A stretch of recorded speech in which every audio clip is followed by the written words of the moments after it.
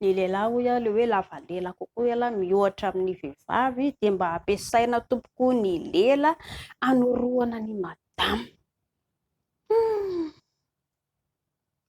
Ity zao i madama avoaka tsara ny lelan'ny lehilahy rehetrarehetra, 4 metatra, 2 metatra.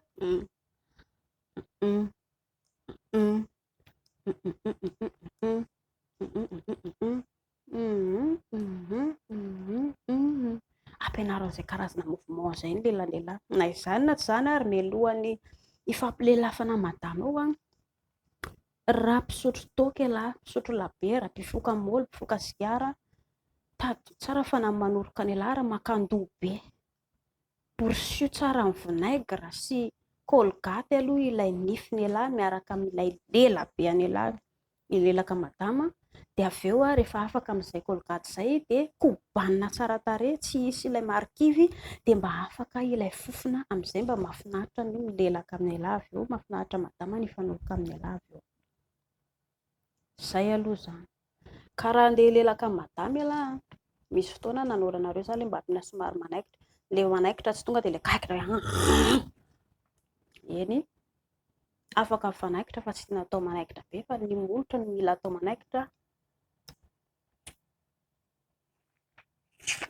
Dia ampiana feo kely ohatran'izay dia taritina.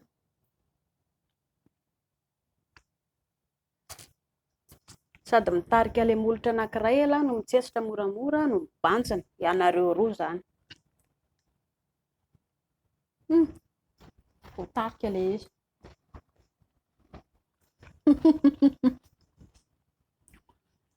Rovitra ny molotra madama. Ohatran'izay ilay izy ampeo ilay somary manokatra vava somary.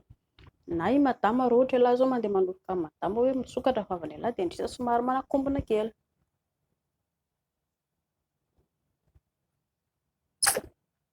Dia sintomina amin'ny ankapobeny koa rehefa ilay mba mifanoroka iny, ampio ilay tanana kely ohatran'izao ity tsara ilay izy ho an'ny lehilahy izany.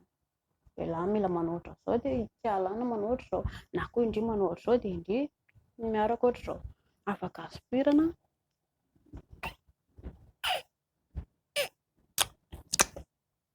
Ampiana feo tsara ohatr'izany, ohatran'ireny mihinana bonbon ireny.